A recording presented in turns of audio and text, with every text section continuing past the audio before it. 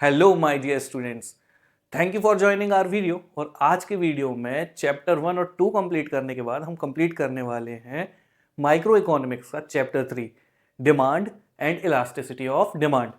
काफ़ी अच्छा रिस्पॉन्स मिला पिछले 2 वीडियोज़ में। बच्चों ने फीडबैक दिया कि उन्हें काफ़ी अच्छे से समझ में आ रहा है और स्पेशली ये जो नोट्स हैं उनके लिए काफ़ी ज़्यादा हेल्पफुल हो रहे हैं, क्योंकि टेक्स्ट बुक में इतनी क्लैरिटी उन्हें नहीं आ रही है। बहुत मेहनत लगती है हमें ये नोट्स आपके लिए प्रिपेयर करने में, क्योंकि ये ऐसे नोट्स नहीं है कि हमने कहीं से भी उठा के कॉपी पेस्ट कर दिए हैं। स्पेशली अलग अलग सोर्सेज से बहुत best of the best data collect करके हम आपके लिए लेके आते हैं, ताकि इजी से इजी थ्योरी में ज़्यादा से ज़्यादा थ्योरी और प्रैक्टिकल आपके क्लियर हो सकें और आप ज़्यादा से ज़्यादा मार्क्स स्कोर कर सकें आपके एग्जामिनेशंस में। तो अगर आप इसे अप्रिशिएट करना चाहते हैं तो इसमें कुछ ज़्यादा नहीं, सिर्फ वीडियो को लाइक कीजिए, चैनल को सब्सक्राइब कीजिए और अपने दोस्तों में वीडियो को ज़्यादा से ज़्यादा शेयर कीजिए। और अब हम खत्म करेंगे आज chapter number 3। So without any further delay, my name is Manav, let's get started.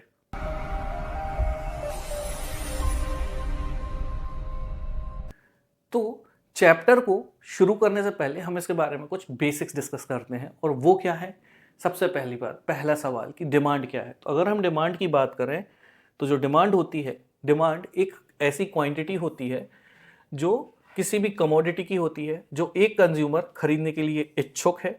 और सिर्फ इच्छा का होना जरूरी नहीं है, इच्छा होने के साथ साथ ये भी जरूरी हो जाता है कि वो उसके लिए एबल हो, सक्षम हो खरीदने में।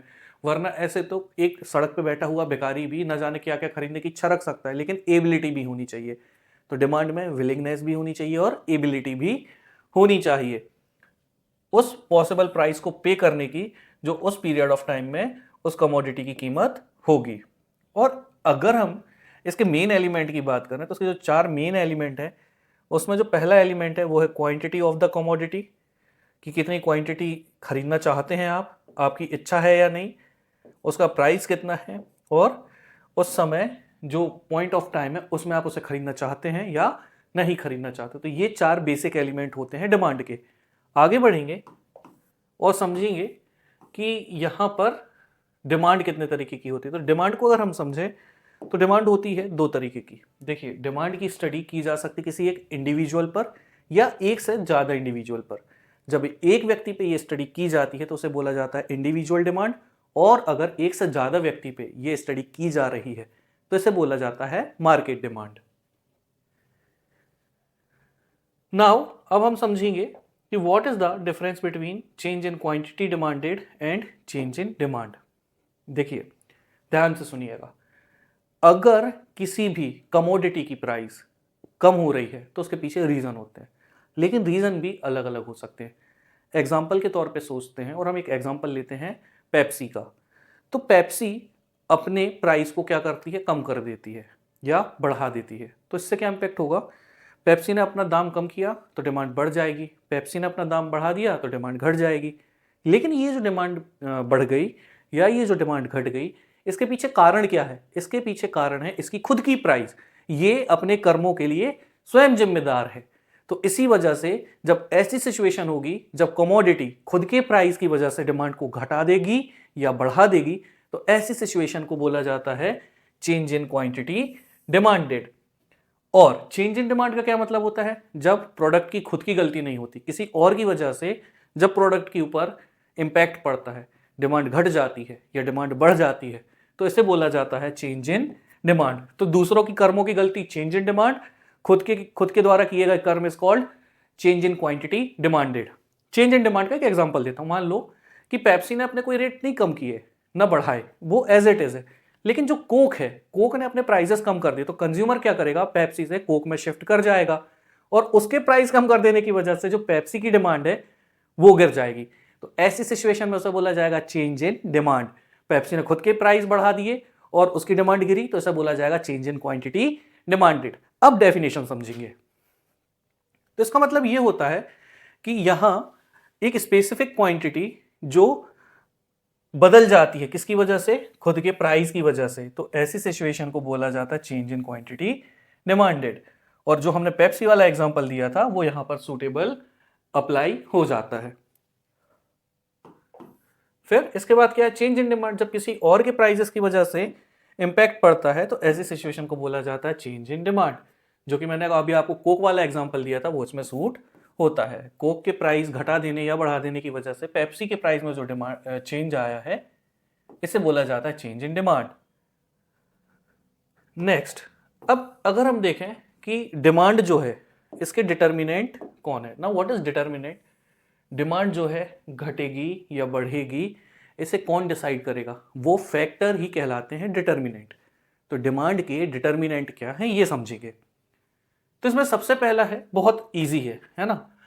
इन्हें समझने से पहले मैं आपको एक शॉर्ट ट्रिक बताता हूं। आप इस शॉर्ट ट्रिक को 4 से 5 बार बोल लीजिएगा, मन में बार बार दोहरा लीजिएगा, तो इससे आपको ये याद हो जाएगी। तो ट्रिक क्या है? ट्रिक है P P Y T F, है ना, P P Y T F, P P Y T F. अब इन सभी का अपना अपना मतलब है और इजीली आपको ये 5 के 5 याद हो जाएंगे, ज्यादा आपको मेहनत भी नहीं करनी पड़ेगी। तो पहले जो 2 पी हैं वो क्या है? पहला पी है price of change in price in own commodity. जो कमोडिटी खुद है अगर उसमें किसी भी तरीके का चेंज आया है तो उसे बोला जाएगा पहला पी। मतलब खुद की प्राइस में अगर किसी भी तरीके का बदलाव आया है तो वो पहला पी है। फिर है change in price of related goods. अब खुद प्रोडक्ट में प्राइस में कोई चेंज नहीं आया, जो चेंज आया है वो किस में आया है? जो रिलेटेड कमोडिटी है। जैसे कि एग्जांपल में पहला पी जो है वो पेप्सी के खुद के प्राइसेस को इंडिकेट करेगा, जो दूसरा पी है वो कोक के प्राइस को इंडिकेट करेगा। तो पहला प्राइस ऑफ द कमोडिटी, दूसरा है प्राइस ऑफ रिलेटेड गुड्स। तो ये हो गए 2 पी। वाई, अब ये जो वाई है ये बहुत इंपॉर्टेंट है क्योंकि न सिर्फ माइक्रो इकोनॉमिक्स में, मैक्रो इकोनॉमिक्स में भी वाई का बहुत इंपॉर्टेंट रोल है। ये जो वाई है ये इंडिकेट करता है इनकम को, और आप इसे यहीं से याद कर लीजिए क्योंकि जब हम मैक्रो इकोनॉमिक्स पढ़ेंगे तो वहां पर भी जब वाई जितने बार भी आएगा तो उसका मतलब होगा हम किसके बारे में बात कर रहे हैं? इनकम। तो डिमांड में फर्क पड़ेगा खुद की कीमत की वजह से, रिलेटेड गुड्स की कीमत की वजह से, या तीसरा जो वाई है ये है इनकम के लिए। और इस इनकम का मतलब होता है कि कंज्यूमर की अगर इनकम बढ़ गई तो डिमांड बढ़ जाएगी, इनकम अगर घट गई तो डिमांड घट जाएगी। As simple as that. फिर टी का क्या मतलब है? तो भाई टी का मतलब होता है टेस्ट एंड प्रेफरेंसेस। कंज्यूमर के जो टेस्ट और प्रेफरेंसेस हैं ये बदलते रहते हैं। अगर कंज्यूमर अपने टेस्ट और प्रेफरेंसेस को बदलेगा तो डिमांड घट भी सकती है और डिमांड बढ़ भी सकती है। एक एग्जांपल से समझते हैं। पहले कुछ भी मिलावटी सामान आता था तो लोग उतने अवेयर नहीं होते थे, लेकिन अब ऑर्गेनिक जो प्रोडक्ट है उनकी डिमांड बढ़ रही है। तो ऐसे में क्या हुआ? लोगों का टेस्ट, लोगों की प्रेफरेंसेस चेंज होने की वजह से जो ऑर्गेनिक फूड है उनकी जो डिमांड है ये बढ़ रही है। तो ये जो टी है it stand for taste and preferences. And the last one ये क्या है? भविष्य में, फ्यूचर में किसी भी तरीके के अगर प्राइस चेंज आने वाले हैं तो ये उसको रिप्रेजेंट करता है। Expectation of change in price in future, आगे लिखा हुआ है, डोंट वरी। तो ये हो गए 5 एलिमेंट, और यही 5 एलिमेंट, यही पंजा डिटरमाइन करेगा किसको? डिमांड के डिटर्मिनेंट को। पहला पी खुद का प्राइस, दूसरा पी रिलेटेड गुड्स का price, Y income, T taste and preferences, F for future, future में किसी भी तरीके के प्राइसेस में बदलाव आने वाला है तो। एंड आई गेस आपको इतना सुनने के बाद बहुत अच्छे समझ में आ गया होगा। समझ में आया है और अभी तक आपने वीडियो लाइक नहीं किया तो ये सरासर बेईमानी है, क्योंकि हम इतनी मेहनत कर रहे हैं तो आप भी हमारे लिए एटलीस्ट वीडियो को लाइक, चैनल को सब्सक्राइब तो कर ही सकते हैं। तो पहला पी क्लियर हो चुका है और यहां पर बात की गई थी किसकी? जो कमोडिटी खुद है उसके प्राइस की। नाउ यहां पर खुद का प्राइस जिम्मेदार है, इनके बीच में जो रिलेशनशिप होती है वो क्या होती है? इनवर्स। अगर प्राइस बढ़ेगा तो डिमांड घटेगी, अगर प्राइस कम होगा तो डिमांड बढ़ेगी, और यही रिलेशनशिप कहलाती है कौन सी relationship? Inverse relationship. Example given है किसका? टी का। Next, price of related goods. अब रिलेटेड गुड्स को समझने के लिए आपको यह समझना जरूरी है कि जो गुड्स होते हैं रिलेटेड गुड्स ये 2 तरीके के हो सकते हैं। एक आपका हो जाएगा सब्स्टिट्यूट गुड्स और दूसरा हो जाएगा कॉम्प्लीमेंट्री गुड्स। इनके बीच में रिलेशंस कैसे होते हैं ये समझेंगे। पहली बात, सब्स्टिट्यूट गुड क्या है? तो सब्स्टिट्यूट गुड का मतलब ये होता है ऐसे कोई भी गुड जो एक की जगह दूसरे को हम यूज कर सकते हैं। एग्जाम्पल के लिए चाय और कॉफी। इमेजिन चाय के दाम बहुत ज्यादा बढ़ जाएं तो फिर क्या होगा? कॉफी की सेल्स बढ़ जाएगी, या कॉफी के दाम कम हो जाएं तो उससे क्या होगा? कॉफी की जो सेल्स है वो बढ़ जाएगी। तो एनी विच वे जब एक प्रोडक्ट दूसरे की जगह यूज किया जा सकता है तो इनको बोला जाता है सब्सटीट्यूट गुड। मैकडोनल्ड में बर्गर ना खा के आपने कहाँ खा लिया? बर्गर किंग में। मैकडोनल्ड महंगा होगा तो आप बर्गर किंग चले जाओगे, बर्गर किंग महंगा होगा तो आप मैकडोनल्ड चले जाओगे। ये आते हैं किस कैटेगरी में? सब्सटीट्यूट गुड्स की कैटेगरी में। इसके बाद देखेंगे कॉम्प्लीमेंट्री गुड्स। ऐसे गुड्स जो पूरक होते हैं, ऐसे गुड्स कहलाते हैं कॉम्प्लीमेंट्री गुड्स। जैसे पेन और इंक, अगर इंक महंगी होगी तो पेन महंगा हो जाएगा, है ना। तो इसमें और क्या है? ब्रेड एंड बटर है, टेनिस बॉल और टेनिस रैकेट है। तो ये एक दूसरे के क्या होते हैं? कॉम्प्लीमेंट्री होते हैं। और खासियत क्या है? खासियत ये है कि इनका जो रिलेशन है ये डायरेक्ट है। कैसे? मान लो चाय पत्ती जो है या जो चाय है ये क्या हो गई? महंगी हो गई। इसके महंगे होने की वजह से क्या होगा? इसकी डिमांड तो घट गई, लेकिन कॉफी की डिमांड का क्या हुआ? ये बढ़ गई। और मान लो जो मैकडी है, मैकडोनल्ड्स है, इसके प्राइस बढ़ेंगे तो क्या होगा? मैकडोनल्ड्स की तो डिमांड घटेगी लेकिन बर्गर किंग की जो है डिमांड बढ़ जाएगी। तो इनके बीच में जो रिलेशनशिप हुआ वो कैसा हुआ? डायरेक्ट। बट अगर हम बात करें कॉम्प्लीमेंट्री गुड्स की, तो मान लो जो ब्रेड है ये महंगा हो रहा है ना। तो ब्रेड के महंगे हो जाने की वजह से क्या होगा? जो बटर है उसकी सेल्स में भी असर पड़ेगा, जो लोग हैं वो कम ब्रेड खरीदेंगे।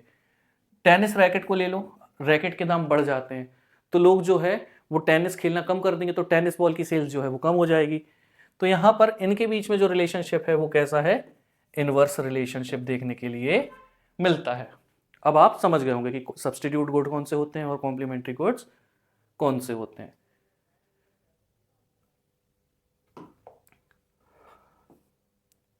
Now moving on to income of the consumer. वही जो मैंने आपको बताया था, अगर इनकम बढ़ेगी तो डिमांड बढ़ेगी, इनकम घटेगी तो जो डिमांड है वो भी घट जाएगी।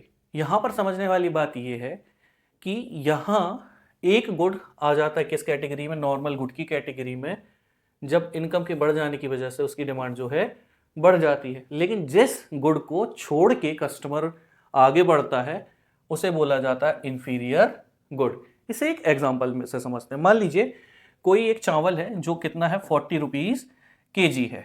अब कंज्यूमर क्या होता है? उसकी इनकम बढ़ जाती है और वो ये बोलता है कि भाई अब तो हम इंडिया गेट बासमती राइस खाएंगे। वो शिफ्ट कर जाता है और 100 रुपीज़ केजी वाला जो गुड है इसे खाने लग जाता है। तो इस केस में जो 100 रुपीज़ वाला चावल है ये क्या हो जाएगा? नॉर्मल गुड हो जाएगा।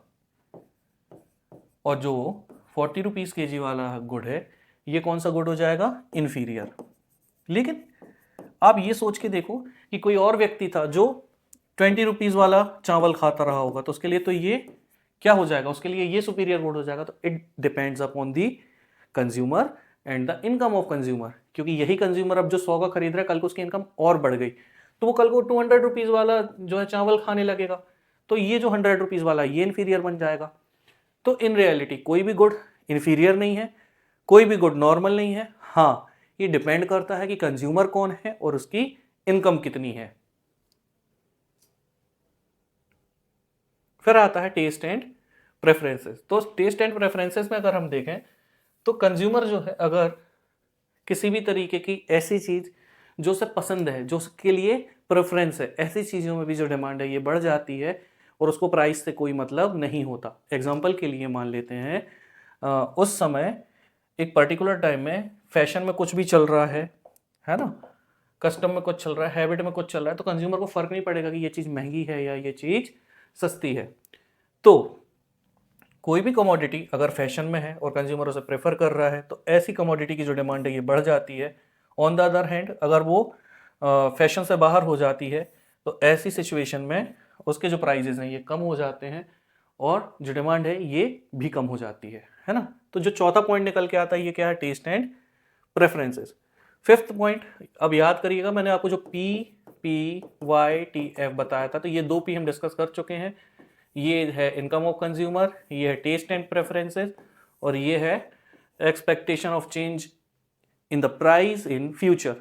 तो लोगों को मान लो ऐसा लगता है कि भविष्य में ये प्रोडक्ट जो है इसके प्राइसेस बढ़ने वाले हैं, तो लोग क्या करते हैं? पैनिक करके उस प्रोडक्ट को ज़्यादा से ज़्यादा खरीदने लग जाते हैं और ऐसी सिचुएशन में प्राइस अगर बढ़ा हुआ भी है तो उसका कोई इम्पैक्ट नहीं पड़ता। एग्जाम्पल के लिए कोविड का टाइम आपको याद होगा, कुछ ऐसे प्रोडक्ट थे जो लोग दाम बढ़ जाने के बाद भी खरीद रहे थे। तो एग्जांपल के लिए मैंने खुद जो मैगी है उसे स्टॉक करने के लिए कई केस में जो दाम है उससे बड़े होने के बाद भी खरीदा था। आई नो गलत है, बट सिचुएशंस आर देयर। आप उनसे पूछो जो जुमा केसरी बोलते हैं उनके साथ क्या हुआ था। तो अब हम आ चुके हैं अपने अगले टॉपिक में, इंडिविजुअल डिमांड फंक्शन में। बट क्योंकि हमने अभी जो पीछे पढ़ा उसमें जो 5 एलिमेंट पढ़े थे और अगर आपको वो याद हो चुके हैं तो आप समझिए यहाँ पर आपका काम हो गया। सो माय डियर स्टूडेंट्स, यहाँ पर आपको वही देखने के लिए मिलेगा जो हम अभी पढ़ के आए हैं। और हम क्या पढ़ के आए हैं? हम पढ़ के आए थे PPYTF। तो PPYTF, इसे अगर हम एक इक्वेशन में डाल दें तो यही क्या बन जाता है? डिमांड फंक्शन बन जाता है, individual demand function. So demand of commodity X ये रिलेटेड होती है, किससे रिलेटेड होती है? Px मतलब price of commodity X, PR मतलब price of related goods, Y मतलब income, T for taste and preferences, and F किसके लिए आता है? Expectation of change in price in future. इसे कंप्लीट करने के बाद अब हम बढ़ेंगे हमारे अगले टॉपिक में और वो है डिटर्मिनेंट ऑफ मार्केट डिमांड। देखिए, हमने अभी इंडिविजुअल डिमांड को कंप्लीट कर लिया था। अब इंडिविजुअल डिमांड को कंप्लीट करने के बाद हम क्या पढ़ रहे हैं? Market demand. लेकिन इन्हीं इंडिविजुअल से ही तो मार्केट बनता है, तो इसके फैक्टर तो कॉमन होंगे। तो इसमें PPYTF तो आएगा ही, साथ में 3 चीजें नई ऐड हो जाएंगी जो कि किस में आती है? मार्केट में आती है। तो समझिए कि वो 3 चीजें क्या हैं। तो इसमें जो पहला आता है वो है size and composition of population. Market demand निर्भर करती है कि जिस जगह पर वो मार्केट है वहां पर पॉपुलेशन कितनी है और उस पॉपुलेशन की साइज कितनी है। तो इसका जो डिटर्मिनेंट है वो size and composition of population. क्यों? क्योंकि अगर यहां पर ज्यादा, एग्जांपल से समझेंगे कि अगर मार्केट में लार्ज नंबर ऑफ विमेन है तो फिर क्या है? देयर आर हाई चांसेस कि यहां पर ऐसे प्रोडक्ट जैसे कि लिपस्टिक, साड़ी, इन सभी की सेल्स ज्यादा हो जाएगी। तो ये हो गया size and composition of population. इसके बाद है सीजन एंड वेदर। मार्केट में बहुत सारे ऐसे प्रोडक्ट होते हैं जिनकी डिमांड निर्भर करती है कि वहां पर उस समय पर सीजन कौन सा चल रहा है और वेदर कौन सा चल रहा है। आप देखेंगे कि जो अम्ब्रेलाज हैं वो गर्मी में और बारिश में इनकी सेल काफ़ी ज़्यादा हो जाती है, लेकिन जो विंटर होती है वहाँ पर इनकी जो सेल है वो कम हो जाती है, इवन नील हो जाती है। और इसका असर डिमांड पर भी पड़ेगा। कैसे? देखिए, आप कभी फ्रिज लेने के लिए ट्राई करेंगे तो आप गर्मी में देखेंगे कि उसके दाम बढ़े हुए हैं, बट वही फ्रिज अगर आप ठंड में खरीदने जाएंगे तो आपको ज़्यादा डिस्काउंट भी मिलेंगे और ज़्यादा सस्ता भी मिलेगा। कारण क्या है? डिमांड। क्योंकि ठंड में इनकी डिमांड क्या है? कम है, तो प्राइसेस कम हो चुके हैं। और यही गर्मी में क्योंकि डिमांड बढ़ जाती है तो प्राइसेस भी बढ़ जाते हैं। तो यहाँ जो एक और फैक्टर बनता है वो है सीजन एंड वेदर। तीसरा जो पॉइंट निकल के आता है वो है डिस्ट्रीब्यूशन ऑफ इनकम। वहां पर उस पॉपुलेशन में जितने भी लोग रह रहे हैं वो कितना कमाते हैं, ये भी एक मुद्दा बन जाता है। एग्जाम्पल से समझेंगे कि मान लीजिए एक ऐसी कॉलोनी है जहां पर जो लोग रहते हैं वो बहुत ज़्यादा रिच हैं। अब वहां पर अगर एप्पल अपना स्टोर डालेगा तो उनके प्रोडक्ट बिकने के चांसेस जो हैं वो काफ़ी ज़्यादा हाई हो जाएंगे। लेकिन ऐसे जो मीडियम रेंज फ़ोन है, अगर उनके जो शोरूम्स हैं, उनके जो आउटलेट्स हैं, अगर वहाँ डाले जाएंगे तो उनके जो बिकने के चांसेस हैं वो काफ़ी ज़्यादा कम हो जाएंगे। तो ये निर्भर करता है कि आप किस जगह पर क्या खोलने की कोशिश कर रहे हैं। Then market demand function. देखिए, मैंने आपको बताया था मार्केट डिमांड फंक्शन में जो इंडिविजुअल डिमांड के कंपोनेंट है, डिटर्मिनेंट है, वो तो मिलेंगे ही। क्या क्या मिलेंगे? PPYTF तो आपको मिलेगा ही, है ना? ढूंढ लेते हैं। तो ये P, ये P, ये Y, ये T और ये F। इसके बाद तो डिस्ट्रीब्यूशन ऑफ इनकम हो गया, size and composition of population हो गया और सीजन एंड वेदर हो गया। तो आप इन 3 को और ऐड कर देंगे तो आपका जो मार्केट डिमांड फंक्शन है ये कंप्लीट हो जाएगा। तो इन दैट सिचुएशन अगर आप देखेंगे तो जो मार्केट डिमांड है ये निर्भर करती है किस पे? Demand of commodity x. किसके कॉन्टेक्स्ट में? मार्केट डिमांड में। ये निर्भर करती है किस पर? पहले PPYTF तो आप लिख ही दो, है ना? इसके बाद और क्या ऐड हो जाएगा? साइज एंड पॉपुलेशन ऑफ वो पर्टिकुलर एरिया जहाँ पर हम इसकी स्टडी करने वाले हैं, मतलब size and composition of population. तो एक और पी आ गया, फिर आ जाएगा S for season and weather, फिर आ जाएगा डी डिस्ट्रीब्यूशन ऑफ इनकम। तो ये तीन और अगर आप ऐड कर दोगे तो इंडिविजुअल से क्या बन जाएगा, ये मार्केट डिमांड बन जाएगी। देखिए माइक्रो इकोनॉमिक्स में ना बहुत छोटे छोटे डिफरेंसेस होते हैं और उनकी डेफिनेशंस बन जाती हैं और वहीं कंफ्यूजन आ जाता है। लेकिन अगर आप उन्हीं छोटे छोटे डिफरेंसेस को समझ लेंगे तो आपको किसी भी तरीके की परेशानी नहीं आएगी। जैसे हमने डिमांड समझा, डिमांड के बाद हमने इंडिविजुअल डिमांड को समझा, फिर मार्केट डिमांड को समझा और बहुत ईजी था। उसके बाद हमने उनके फंक्शनल रिलेशनशिप देखी कि कैसे उसमें जो आपको मैंने बताया था PPYTF या मार्केट डिमांड में सीजन वेदर वगैरह ऐड हो जाते हैं, ईजी था। इसी तरीके से एक शब्द निकल के आता है डिमांड शेड्यूल। क्या होता है डिमांड शेड्यूल? कुछ नहीं, आप प्राइजेस लो अलग अलग और उसकी डिमांड जो है उसको एक टेबल में लिख दो और इसी को जो आप रिप्रेजेंट कर रहे हो टेबल बना के, इसे ही बोला जाता है डिमांड शेड्यूल। देख लेते हैं डेफिनेशन। तो ये एक टेबुलर स्टेटमेंट होता है जिसमें आपको क्वांटिटीज देखने के लिए मिल जाएंगे, आपको उसमें प्राइस देखने के लिए मिल जाएंगे और इसमें आपको रिलेशनशिप देखने मिलेगी between price and the commodity demanded. अब ये भी दो तरीके की होती हैं, सीधी बात है, हमने दो तरीके की डिमांड पढ़ी, एक इंडिविजुअल एक मार्केट। तो अगर एक सिंगल कमोडिटी की अगर हम बना दें तो ये डिमांड कौन सी बनेगी, इंडिविजुअल डिमांड शेड्यूल। और इसी को अगर हम एक से ज़्यादा कंज्यूमर्स के लिए बना दें तो उसमें क्या होगा, ये बन जाएगी मार्केट डिमांड शेड्यूल। अब आप देखो उसमें क्या था, एक सिंगल यूनिट थी, इसमें एक से ज़्यादा लोग हैं, इसमें मान लो 2 हाउस होल्ड हैं, एक राजू का एक श्याम का, और अब आपसे बोला जा रहा है कि भाई आप मार्केट डिमांड शेड्यूल बनाओ। तो 5 रुपए में राजू के घर में कितनी क्वांटिटी जाती थी, 1। श्याम के घर में कितनी जाती थी, 2। तो मार्केट डिमांड उनके घर में टोटल कितनी हो गई, 1 + 2 3। जब प्राइस 4 रुपए हो गया तो वहां पर जो राजू का घर था, राजू के घर में जो डिमांड थी वो हो गई 2 यूनिट, श्याम के घर में हो गई 3 यूनिट, तो 2 + 3 5। सिमिलरली 3 + 4 7, 4 + 5 9, 5 + 6 11। तो एक से ज्यादा हाउस होल्ड को ऐड कर देना या इंडिविजुअल को ऐड कर देना, इससे ही हमें मार्केट डिमांड शेड्यूल मिल जाता है। Next topic is demand curve. अब डिमांड कर्व क्या है, डिमांड कर्व जो है, अभी हमने क्या पढ़ा था, डिमांड शेड्यूल पढ़ा था, उसी को अगर हम एक ग्राफ में रिप्रेजेंट कर दें तो हमें क्या मिल जाएगा, डिमांड कर्व देखने मिल जाएगा। समझते हैं, देखिए ये जो आपको देखने मिल रहा है यही है डिमांड कर्व, है ना। इसे हम आगे स्टडी करेंगे, फिलहाल इसकी थ्योरी समझते हैं। तो यहां पर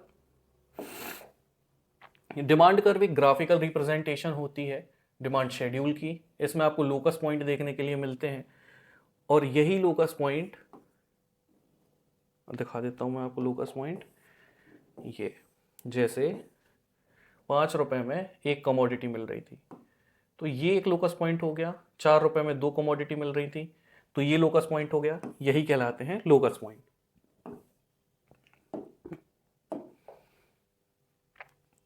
यहाँ पे आपको लोकस पॉइंट देखने मिल जाएंगे हर एक कमोडिटी के, जहां पर कंज्यूमर अलग अलग लेवल पे अलग अलग चीजें खरीदने वाला है। इसके बेसिक्स में आप ये समझिए कि सबसे पहले ये आपको क्या दिखाएगा, इसमें सबसे पहले ही अजम्पशंस जो हमें लेके चलनी है वो क्या है कि यहाँ इनके बीच में जो आपको रिलेशनशिप देखने मिलेगी वो होगी इनवर्स रिलेशनशिप, जिसमें बाकी सारे फैक्टर कांस्टेंट होंगे।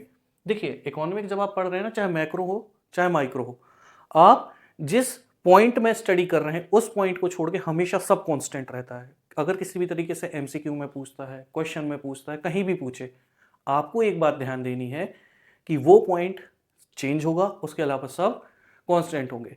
जैसे यहाँ हम क्या पढ़ रहे हैं, डिमांड। अब डिमांड जब हम पढ़ रहे हैं तो मान लेते हैं उसके खुद के प्राइस की स्टडी हो रही है, पेप्सी अपने प्राइस की स्टडी कर रही है, तो सिर्फ पेप्सी के प्राइस में चेंज होगा, इसके अलावा सब कुछ कांस्टेंट है। तो जिस पॉइंट की स्टडी होगी वो चेंज होगा, उसके अलावा सब कुछ कांस्टेंट रहेगा। इसके बाद हम इसे ग्राफ में क्या करते हैं, प्लॉट करते हैं, जो कि अभी हम देख चुके थे। और डिमांड शेड्यूल, डिमांड कर्व, ये बन सकते हैं दोनों सिचुएशन में, इंडिविजुअल डिमांड के लिए भी बन सकते हैं और मार्केट डिमांड के लिए भी बन सकते हैं। Next is law of demand. तो लॉ ऑफ डिमांड ये स्टेट करता है कि जो प्राइस है और जो डिमांड है इनके बीच में जो रिलेशनशिप होगा वो होगा inverse. Inverse in which sense कि price will go up, demand will go down. तो एक का ऊपर जाना, दूसरे का नीचे आना, this situation is called inverse relationship, जिसमें बाकी सारे फैक्टर क्या है, कांस्टेंट रहेंगे। एंड बहुत इंपॉर्टेंट, इसे ही बोला जाता है फर्स्ट लॉ ऑफ परचेज। इसको लेके अजम्पशन क्या है, जो हमने अभी बातों बातों में काफी सारी अजम्पशन डिस्कस करी, वो तो हमें यहां देखने मिल ही जाएंगी। और वो क्या है, पहला कि जो प्राइस हैं सब्सटीट्यूट के वो चेंज नहीं होंगे। यानी कि अगर हम स्टडी कर रहे हैं पेप्सी की, तो ये मान के चलिए कि यहां पर कोक के प्राइसेस में किसी भी तरीके का चेंज नहीं होगा। कॉम्प्लीमेंट्री गुड्स जो हैं उसमें भी कोई चेंज नहीं होगा। जो कंज्यूमर की इनकम है उसमें भी कोई चेंज नहीं होगा। भविष्य में प्राइजेज जो हैं वो चेंज नहीं होंगे। और जो टेस्ट एंड प्रेफरेंसेज हैं वो भी चेंज नहीं होंगे। देखिए मैंने आपको बताया था, अगर आप PPYTF याद कर लेते तो आधी कमांड इस चैप्टर में अपने आप आपकी बन जाएगी। यहां पर क्या अजम्पशन है आपने पढ़ा, देखिए PPYTF, यहां हम खुद की प्राइस जो है कमोडिटी की पढ़ रहे हैं, तो पहला P तो हट गया, अब बचा क्या, PYTF, price of substitute good and price of complementary goods. तो इनमें चेंज नहीं होगा, PP हो गया। इसके बाद वाई, इनकम में चेंज नहीं होगा, टेस्ट एंड प्रेफरेंसेस में चेंज नहीं होगा, भविष्य में प्राइजेस में कोई चेंज नहीं होगा। और ये यहाँ पर अजम्पशंस का भी काम करते हैं। सोच रहे हो आप, सिर्फ ये 5 शब्द याद कर लेने से 4-5 डेफिनेशन में इनका अलग अलग यूज किया जा सकता है। अब हम इसकी स्टडी करेंगे और डिमांड कर्व बनाएंगे। तो ग्राफिकल रिप्रेजेंटेशन देखेंगे, प्राइस रखेंगे हम, ये इंपॉर्टेंट है। देखिए यहां पर हमने जो हमारी वाई एक्सिस है, वाई एक्सिस में प्राइजेस लिख दिए 1 2 3 4 और ये 5। तो आप देखेंगे जब प्राइस 5 रुपए था तो डिमांड कितनी थी, 1 यूनिट। तो डिमांड कितनी थी, 1 यूनिट। एक लोकस पॉइंट ये हो गया। प्राइस जब 4 रुपए कर दी गई तो डिमांड बढ़ गई, और जो डिमांड हो गई कितनी यूनिट की हो गई, 2 की। और प्राइस कम हुआ 3 रुपए हो जाने में डिमांड कितनी हो गई, 3 यूनिट की। फिर उसके बाद प्राइस 2 रुपए हुआ तो कितनी डिमांड हो गई, 4 यूनिट की। फिर हो गई 5 यूनिट की। और इन्हीं को हमने अगर ऐसे ज्वाइन कर दिया तो ये हमें क्या देखने के लिए मिला, डिमांड कर्व, है ना। बट एक और अतरंगी बात बताता हूं मैं आपको डिमांड के बारे में, और वो क्या है, वो ये है, आपने देखा होगा ना, जीवन में आगे बढ़ना किसको दिखाता है, ऊपर जाने को, है ना। तो ये होती डायरेक्ट रिलेशनशिप। यहां क्या है, इनवर्स रिलेशनशिप। तो भाई ये ना जब नीचे जाता है तो दिखाता है कि डिमांड बढ़ रही है। देखो आप इधर, ये यहां पर था ऊपर तो डिमांड कितनी थी, 1, ये नीचे आ गया तो डिमांड कितनी हो गई, 5। तो डिमांड जब भी ऐसा जाएगा तो ये दिखाता है कि डिमांड बढ़ रही है। ये जब भी ऐसा जाएगा तो ये क्या दिखाएगा, डिमांड घट रही है। इसको बहुत अच्छे से याद रखना। नीचे जा रहा है मतलब डिमांड बढ़ रही है, ऊपर जा रहा है मतलब डिमांड घट रही है। इसे बहुत अच्छे से आप याद रखिएगा। So moving on to the next topic, कि जो लॉ ऑफ डिमांड है उसके कारण क्या है। तो पहला है law of diminishing marginal utility. अब जिन्होंने चैप्टर नंबर 2 पढ़ा है उन्हें बहुत अच्छे से पता होगा कि law of diminishing marginal utility क्या होता है। लॉ ऑफ DMU ये कहता है कि जब आप कंज्यूम करते हैं बार बार बार बार एक यूनिट को, तो उससे मिलने वाला सेटिस्फैक्शन, उससे मिलने वाली यूटिलिटी ये कम होती जाती है। Next, substitution effect. जब भी हम एक कमोडिटी को क्या कर सकते हैं, सब्सटीट्यूट कर सकते हैं, तो जो दूसरा गुड होता है ये अपने आप सस्ता होने लग जाता है। Substitution effect refers to substituting one commodity in place of other when it becomes relatively cheaper। जो मैंने आपको पेप्सी और कोक में कोक रख के उसका जो एग्जांपल दिया था वो दिखाता है सब्सटीट्यूशन इफेक्ट। फिर है इनकम इफेक्ट। कंज्यूमर की अगर इनकम बढ़ जा रही है तो डिमांड अपने आप मार्केट में जो है वो बढ़ने लग जाती है। फिर है एडिशनल कंज्यूमर।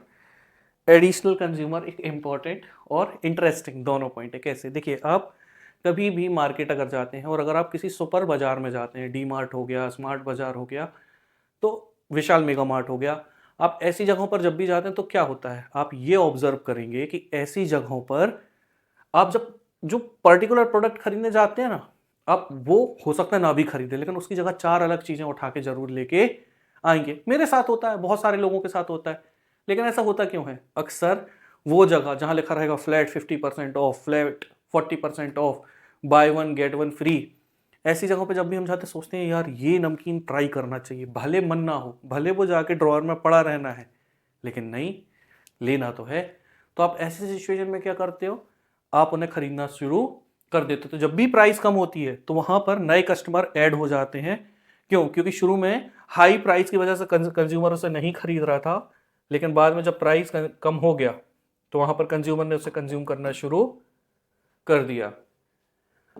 फिर है डिफरेंट यूजेस।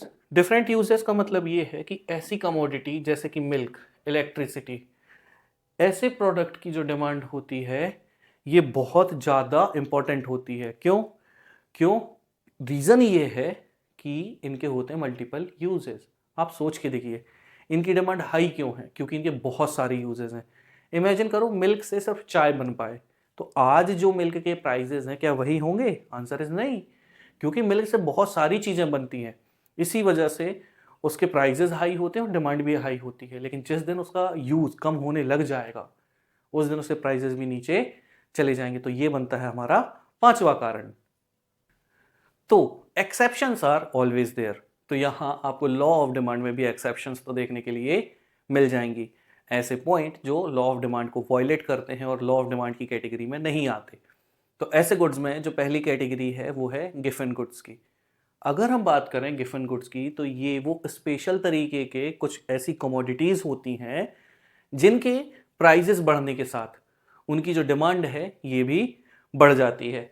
आपको सिर्फ आपकी आंसर राइटिंग में यही मेंशन करना कि ये स्पेशल तरीके के गुड्स होते हैं जिनके प्राइजेस बढ़ने के बाद इसकी डिमांड और ज़्यादा बढ़ जाती है ना। That's sufficient. But Giffen goods मैं आपको समझाता हूँ कि एग्जैक्टली होता क्या है। ऑल्दो गिफन, जो प्रोफेसर गिफन थे वो ही बहुत अच्छा एग्जाम्पल नहीं दे पाए थे, बट यहाँ एक सिंपल से एग्जाम्पल से हम समझने की कोशिश करेंगे। और वो क्या है, इमेजिन कीजिए कि आपके पास 100 रुपये हैं। अब उस 100 रुपये में आप मार्केट जाते हैं और आपको खरीदना है ब्रेड एंड बटर। तो ब्रेड की कीमत है 40 रुपीज़ और बटर की कीमत है कितनी, 60 रुपीज़। आगे चल के प्राइजेस बढ़ जाते हैं, आपकी इनकम सेम रहती है। अब ये जो ब्रेड है ये हो जाता है 80 रुपीज़ का और जो बटर है ये कितने का हो जाता है, 120 रुपये का। ऐसी सिचुएशन में आप क्या करोगे कि जो ब्रेड है अब आप सिर्फ वो खरीदोगे। क्यों? क्योंकि अब आप जो बटर है उसे खरीद नहीं सकते, तो आप क्या करेंगे, सिर्फ और सिर्फ ब्रेड खरीदने लग जाएंगे। तो ऐसे में क्या हुआ, ब्रेड का प्राइस भी बढ़ गया और साथ ही साथ में इसकी डिमांड भी बढ़ गई। तो इस तरीके के जो गुड्स होते हैं ये किसकी कैटेगरी में आते हैं, गिफन गुड्स की कैटेगरी में आते हैं। आगे बढ़ेंगे, फिर ऐसे गुड्स जो स्टेटस सिंबल हैं, तो ऐसे गुड्स आते हैं किसकी कैटेगरी में, एक्सेप्शंस की कैटेगरी में। क्यों? क्योंकि ऐसे कोई भी गुड्स जो स्टेटस को दिखाते हैं वो एक्सेप्शंस होते हैं। जैसे लोग डायमंड है, गोल्ड है, ये सभी खरीदते हैं। क्यों? क्योंकि ये स्टेटस को दिखाता है, हाई स्टेटस को। और आजकल आईफोन भी एक स्टेटस का सिंबल बना हुआ है, तो भले ईएमआई में खरीदना पड़े लेकिन फिर भी लोग कहीं ना कहीं ज़बरदस्ती अपने स्टेटस को हाई दिखाने के लिए उसे परचेस करते हैं। बट कहीं ना कहीं असली स्टेटस वो होता है जो आप अपनी मेहनत से कमाते हैं। तो हमेशा कोशिश करिएगा कि आपका जो स्टेटस हो वो आपको आपकी मेहनत की वजह से मिले।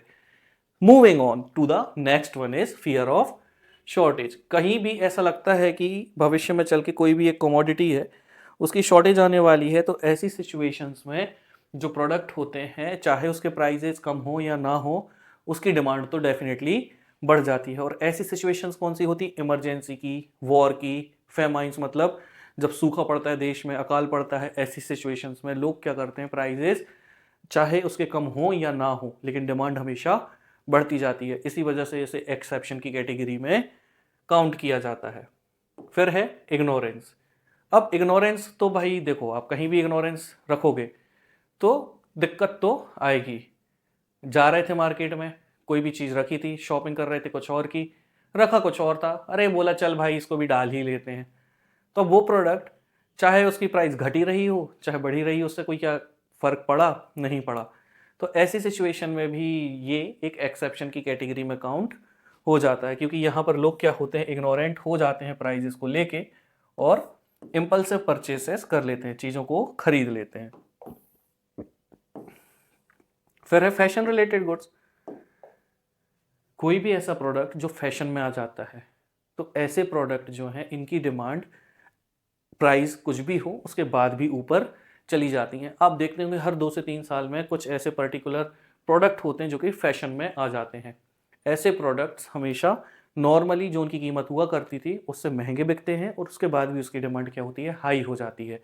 इसी वजह से ये भी एक और एक्सेप्शन में काउंट होता है।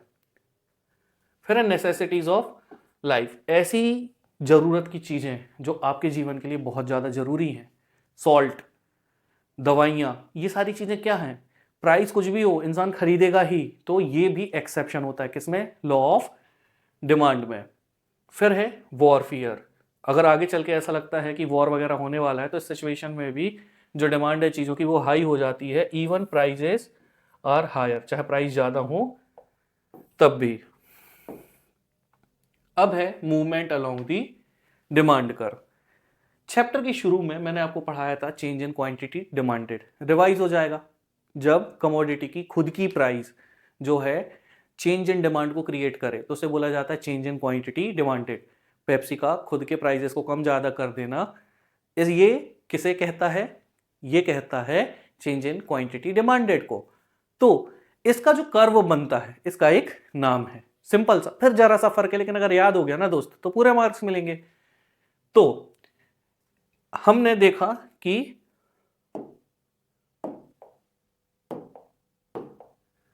Movement along the demand curve, देखिए प्राइजेस मान लेते हैं यहां पर था, ठीक है, ये प्राइस था 10 रुपए, प्राइस कम हो गया, कितना हो गया 5 रुपए, तो जो डिमांड थी मान लेते ये थे 2 यूनिट, तो ये कितनी हो गई 3, तो जो डिमांड है ये मूव करके कहां पर आ जाती है, यहां पर, और प्राइस मान लेते हैं क्या होता है, बढ़ जाता है, 10 रुपए से कितना हो जाता है 15 रुपए, तो 10 रुपए से अगर ये 15 रुपए हो जाता है तो ये कहां मूव करेगा, एक इसकी डिमांड हो जाएगी एक, तो ये कहां पर बनेगा, यहां पर।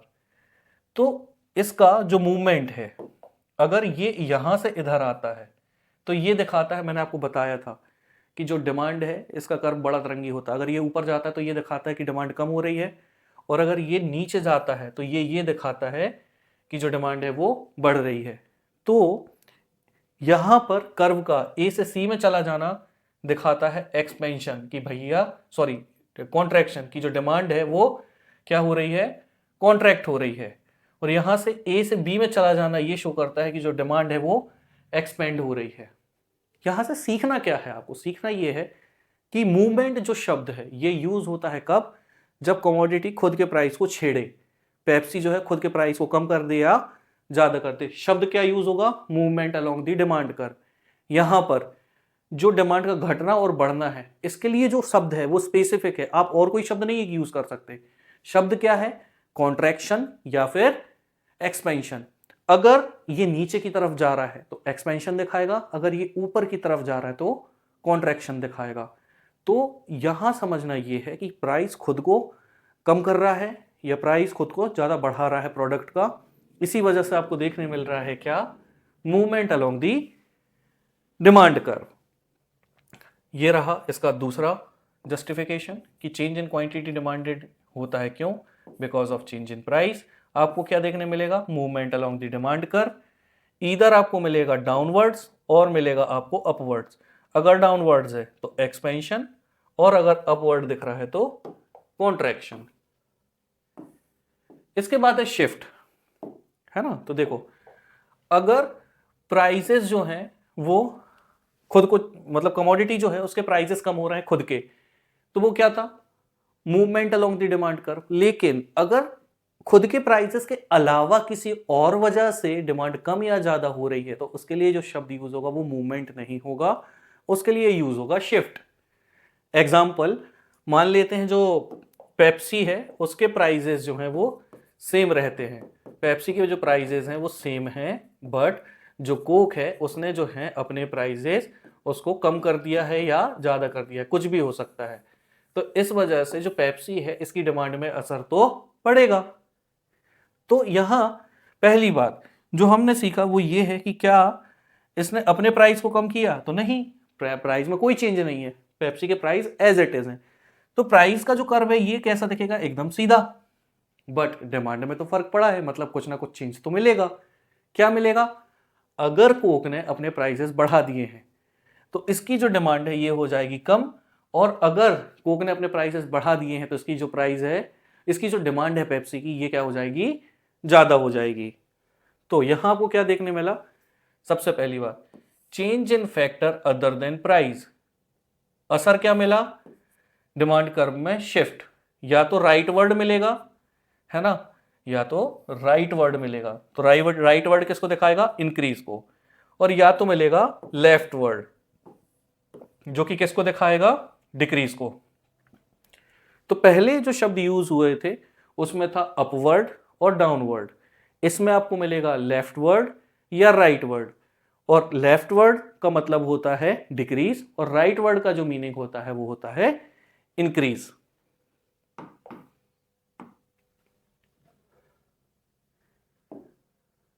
कौन कौन से ऐसे कारण हैं जो डिमांड कर्व को शिफ्ट करने के रीजन बनते हैं, तो वो है पहला, वही सारी चीजें जो हम पढ़ के आए हैं, PPYTF प्लस जो हमने मार्केट डिमांड में 3 एक्स्ट्रा पढ़े थे। तो यहां पर आप देखोगे price of substitute good, change in price of complementary goods, change in income of consumer, change in taste and preferences, expectation of change in price in future, change in population, change in distribution of income, change in season and weather. तो अगर आप वहां से focus होके पढ़ते हुए अभी यहां आए हैं तो आपको ये पूरा क्लियरली समझ में आ गया होगा।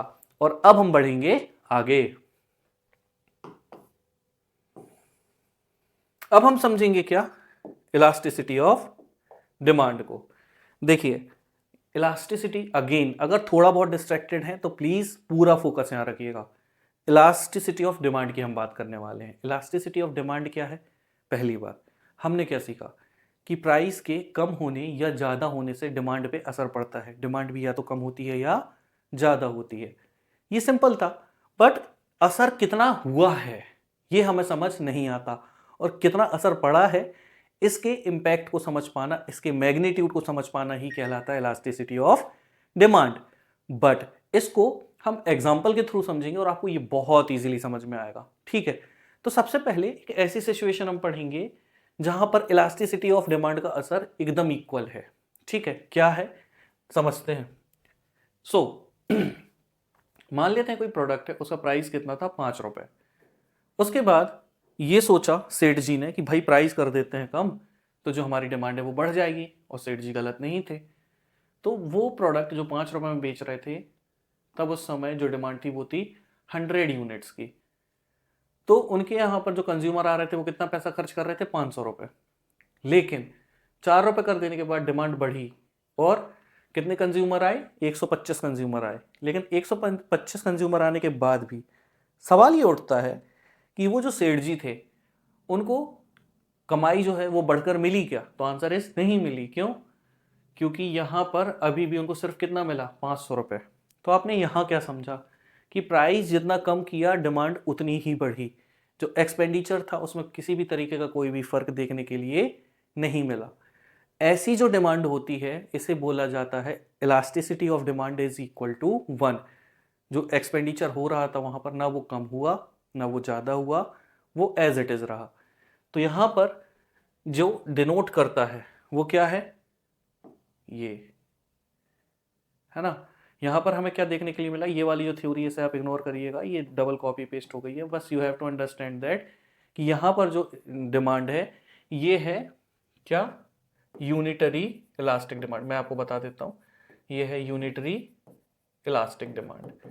नोट्स में इसे मैं करेक्ट करके अपलोड कर दूंगा, डोंट वरी अबाउट इट। यहाँ पर यूनिटरी इलास्टिक डिमांड है, और यहाँ ये कहती है कि when percentage change in quantity is equal, यहाँ पर आप करेक्शन कर लीजिए, when percentage change in quantity demanded is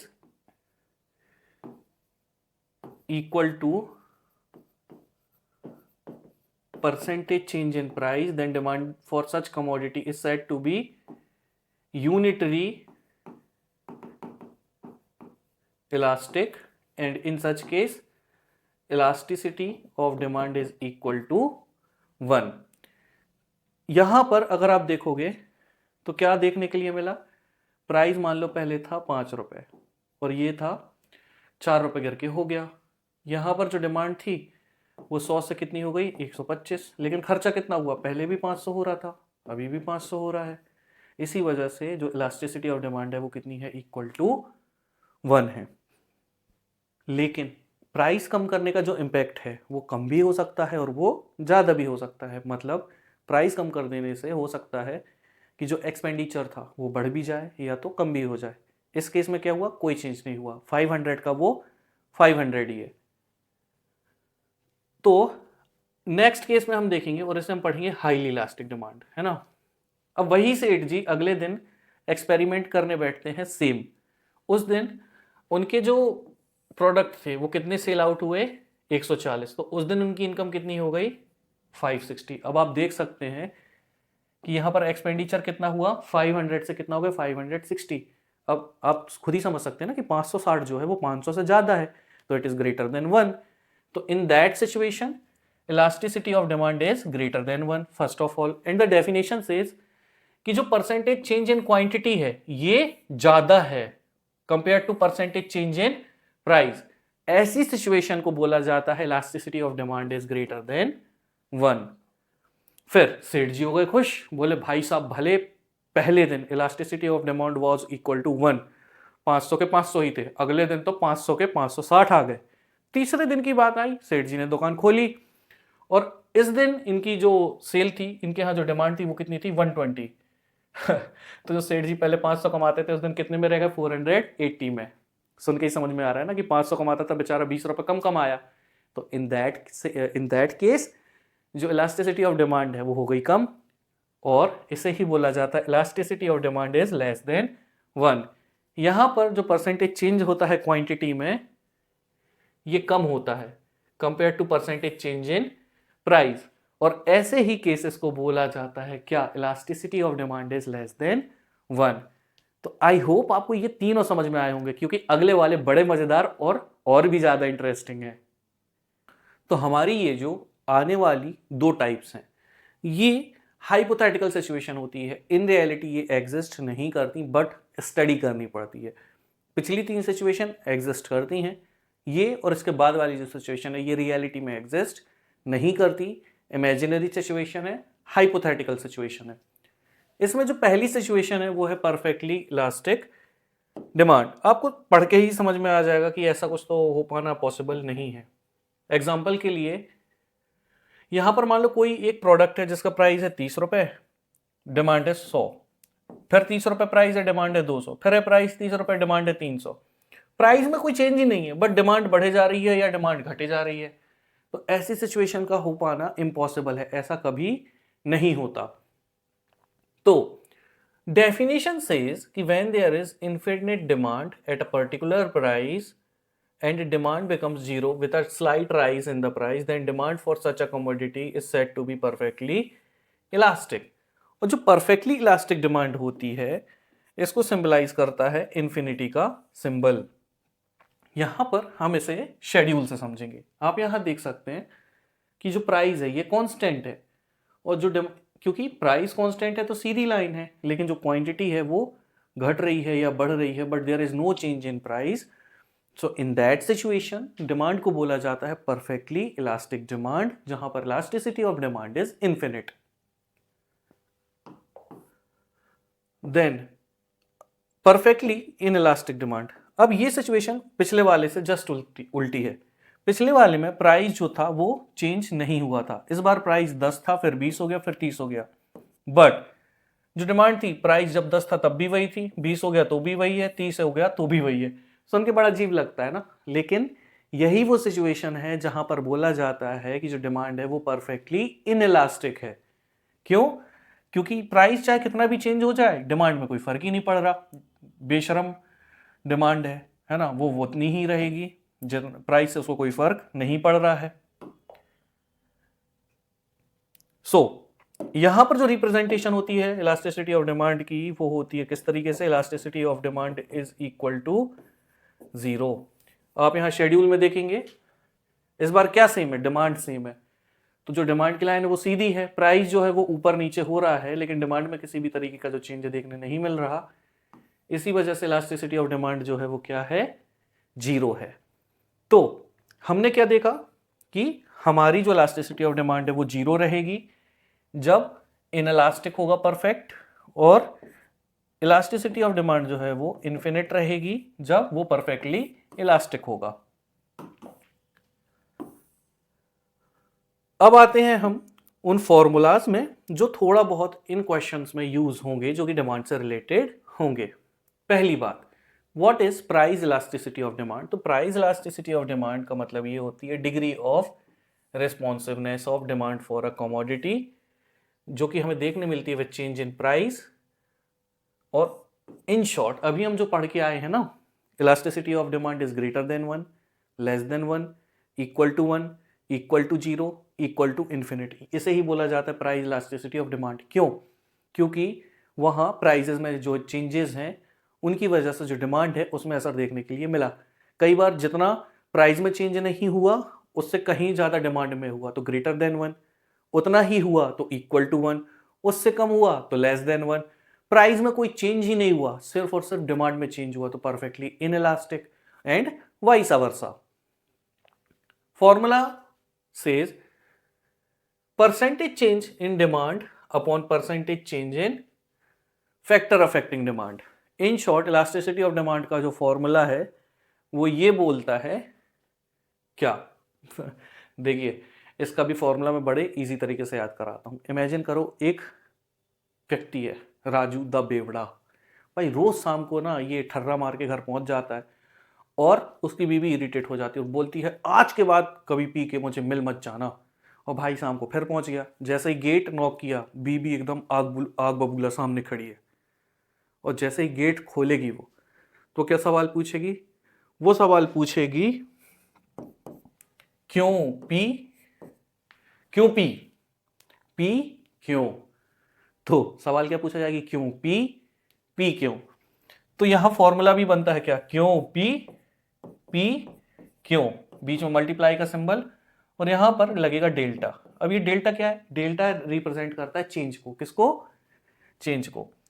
तो यहां पर देखेंगे ये है डेल्टा क्यू मतलब change in quantity, and delta P मतलब चेंज इन प्राइस। सीधी बात है ना, क्वेश्चन पढ़ोगे तो चेंज इन क्वांटिटी मिलेगा। ओरिजिनल क्वांटिटी से या तो क्वांटिटी कम हो गई होगी या ज्यादा हो गई होगी, या प्राइस कम हो गया होगा या ज्यादा हो गया होगा। और ये हमने कब पढ़ा था? जब हम कंपेयर कर रहे थे इलास्टिसिटी ऑफ डिमांड को, है ना। तो यही फॉर्मूला बन के आता है अगेन एक बार और। फॉर्मूला है क्यों पी, पी क्यों, क्यू पी क्यू। और जो पहला क्यू पी है उसमें है delta Q upon delta P, that is change in quantity upon change in price. इसे हम एक एग्जांपल से समझेंगे। अब ये जो एग्जांपल है ये आपको सारे कॉन्सेप्ट एक बार में क्लियर कर देगा। कैसे? देखिए, पहली बात, हमने जो फॉर्मूला सीखा है उसे साइड में लिख लेते हैं और एग्जांपल के साथ में कंपेयर करेंगे, है ना। तो हमने फॉर्मूला सीखा है क्यू पी क्यू। तो यहां पर when price is 10 rupees per unit, demand is 100, price falls to 8 rupees and demand expand to 50। देखो अब डिमांड आपको दो जगह देखने के लिए मिलेगा, कौन सा? 100 और 150। और प्राइस आपको दो जगह मिलेगा 10 और 8। तो सिंपली मुझसे अगर कोई पूछे कि भाई जो डेल्टा क्यू है वो क्या है, तो 100 और 150 के बीच में कितने का डिफरेंस है? 50 का। प्राइस कितना है? 10 से हो गया 8, तो चेंज कितना है यहां पर? डेल्टा पी है 2। हो गया। इसके बाद क्योंकि 8 से 10 को माइनस किया गया तो माइनस में 2 आएगा, बट टू बी ऑनेस्ट इसकी कोई नीड नहीं है, आप प्लस में ही लोगे और आंसर भी प्लस में ही आता है। कभी सुना कि यहां पर जो डिग्री है वो माइनस में आ गई? हमने पढ़ा ना इलास्टिसिटी ऑफ डिमांड, 1 मिला, इक्वल टू मिला, लेस देन 1 मिला, इन्फिनिट मिला, लेकिन कहीं माइनस में मिला? नहीं मिला, तो आंसर इसके नेगेटिव में नहीं आते हैं। तो यू कैन सिंपली, ये वाला जो सिंबल यहां माइनस बना है, you can ignore it, right. So हम देख रहे थे क्या कि चेंज इन प्राइस कितना है? 2। तो हमने यहां पर इसको रख दिया, और ओरिजिनल प्राइस कितना था? 10, और ओरिजिनल डिमांड कितनी थी? 100। तो हमने यहां पर ओरिजिनल प्राइस और ओरिजिनल डिमांड लिख दी। तो क्या हुआ? 50/2 डिवाइडेड बाय 10/100। इनको आप सॉल्व करोगे तो ये और ये कट गया, यहाँ पर आ गया 2 और इसको आप डिवाइड करोगे तो आ जाएगा 2.5, माइनस का सिंबल आप इग्नोर कर दोगे। एक और एग्जांपल से समझेंगे फिर से एक बार, है ना। तो ओरिजिनल शुगर की जो प्राइस थी वो थी 5 रुपीज, फिर यहाँ पर प्राइस बढ़ गया कितने से, 5 रुपए से। तो सीधी बात है, प्राइस अगर 5 रुपए से बढ़ गया तो कितना हो जाएगा, 10 रुपए। तो ओरिजिनल क्वांटिटी थी 50, जो नई क्वांटिटी है वो कितनी हो गई, 10 से कम हो गई, मतलब कितनी बची, 40। ओरिजिनल प्राइस कितना था, 5 रुपीज, 5 रुपए और बढ़ गया तो कितना हो गया, 10। तो चेंज इन क्वांटिटी कितना देखने मिला हमें, 10, और जो चेंज इन प्राइस देखने मिला कितना था, 5। अगेन QP, तो that is 10/5, PQ that is 5/50। Solve करोगे तो you will get the answer, and answer is 0.2। अब ये जो 0.2 है ये क्या दिखा रहा है, मैं अगर आपसे सवाल पूछूं कि 0.2 इज लेस देन 1 और ग्रेटर देन 1, तो इट इज लेस देन 1। तो हियर यू कैन से कि elasticity of demand is less than 1 in that case. और पिछले वाले में क्या था, elasticity of demand was greater than 1।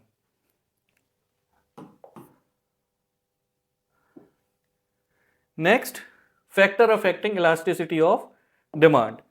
ऐसे कौन से फैक्टर हैं जिनकी वजह से जो इलास्टिसिटी ऑफ डिमांड है उसमें फर्क पड़ता है। तो सबसे पहली बात है नेचर ऑफ कमोडिटी। कमोडिटी जो है वो किससे बिलोंग करती है, इसका असर हमेशा इलास्टिसिटी ऑफ डिमांड में देखने के लिए मिलेगा। एग्जाम्पल के लिए, if the commodity is necessity, आप जो भी प्रोडक्ट ले रहे हैं वो नेसेसिटी है, जरूरत का सामान है, जैसे खाना, सब्जी, मेडिसिन, तो ऐसी चीजें आपको हमेशा देखने मिलेंगी, वो होंगी क्या, इनएलास्टिक। अगर हम बात करें कि आप ऐसा कोई भी सामान लेते हैं जो कि कंफर्ट का है, तो ऐसी सिचुएशन में इनकी जो डिमांड होती है ये होती है इलास्टिक। क्यों, क्योंकि जरा सा भी प्राइस बढ़ा, कंज्यूमर बोलेगा भाई आज क्यों ही लेना, कल ले लेंगे, परसों ले लेंगे, डिस्काउंट में ले लेंगे, बिग बिलियन डेज पे ले लेंगे, अमेजॉन सेल पे ले लेंगे।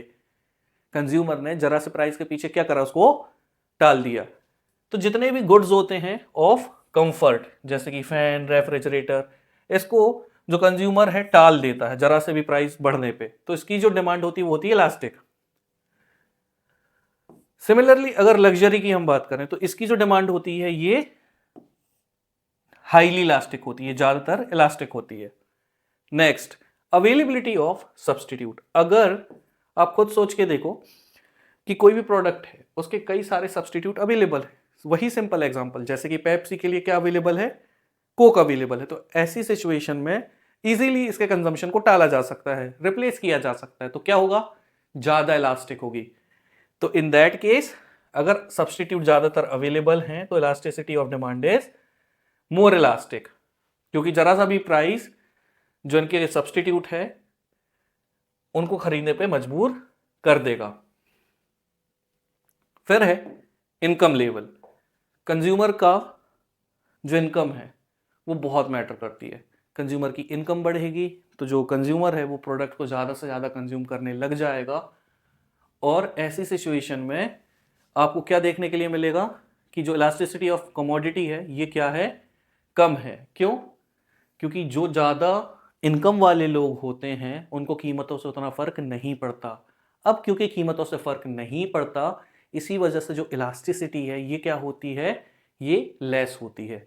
So when income level rises तो इलास्टिसिटी जो है वो कम हो जाती है, and when income level goes down elasticity high हो जाती है। देखो इसे सिंप्लीफाई करते हैं, इसके लिए आपको समझना जरूरी है सेंसिटिविटी। अगर लोगों की इनकम ज़्यादा है तो प्राइस से फर्क नहीं पड़ेगा, तो इलास्टिसिटी विल बी लेस। लोगों की इनकम कम हो जाएगी तो प्राइस से फर्क पड़ेगा, इलास्टिसिटी विल बी हाई। फिर है लेवल ऑफ प्राइस। अगर हम देखें तो लेवल ऑफ प्राइस से भी फर्क तो पड़ता है, क्योंकि जैसे कॉस्टली गुड्स होते हैं जैसे लैपटॉप, एसी, इनकी जो डिमांड होती है ये हाईली इलास्टिक होती है, क्योंकि यहां पर भी कंज्यूमर काफी सेंसिटिव होता है।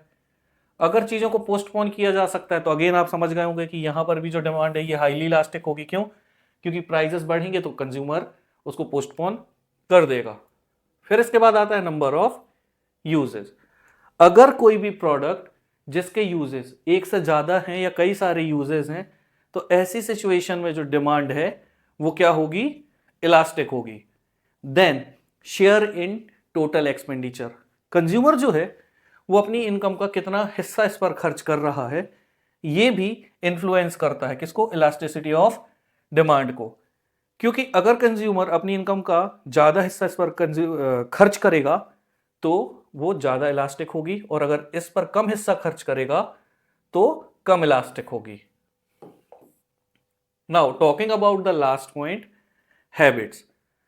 कुछ ऐसी कमोडिटीज होती हैं जो कंज्यूमर के लिए नेसेसिटीज बन जाती हैं, और अगर कोई भी कमोडिटी अगर किसी कंज्यूमर की हैबिट बन जाती है तो फिर कंज्यूमर को उससे फर्क नहीं पड़ेगा कि उसकी कीमत कितनी है, और उसको अगर फर्क नहीं पड़ेगा तो उसकी इलास्टिसिटी क्या हो जाएगी, कम हो जाएगी। तो ऐसी कोई भी कमोडिटी जो कंज्यूमर को जिसकी आदत लग जाती है तो फिर क्या होता है, उसकी जो इलास्टिसिटी होती है वो कम हो जाती है, और चाहे प्राइस बढ़ता रहे तब भी कंज्यूमर इसको खरीदता रहेगा। और यस, अगर आपके दिमाग में एग्जांपल सिगरेट, अल्कोहल ये सारे आए हैं तो उसका आंसर करेक्ट है। क्यों?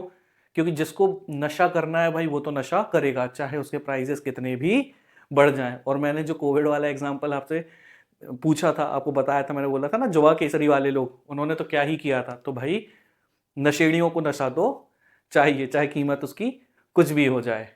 तो यस, दैट्स इट। अब हम पहुंच चुके हैं हमारे चैप्टर के लास्ट में, और यहां पर सक्सेसफुली हमने अपना चैप्टर नंबर 3 कंप्लीट कर लिया है।